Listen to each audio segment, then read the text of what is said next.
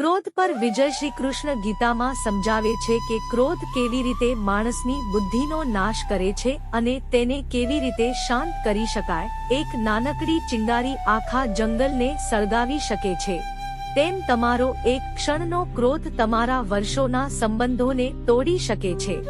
ગીતામાં શ્રી કૃષ્ણ કહે છે, ક્રોધાદભવતી સમ્મોહ એટલે કે ક્રોધથી મૂઢતા, અજ્ઞાન જન્મે છે અને બુદ્ધિ ભ્રમિત થઈ જાય છે.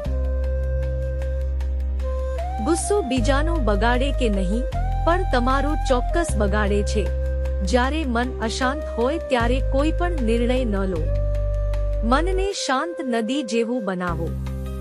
મૌન અને ઊંડો શ્વાસ એ ક્રોધ સામેના સૌથી મોટા શસ્ત્રો છે. આજે જ્યારે ગુસ્સો આવે ત્યારે માત્ર 10 સેકન્ડ થોભી જજો. તમારી બુદ્ધિ તમને બચાવી લેશે. જય શ્રી કૃષ્ણ.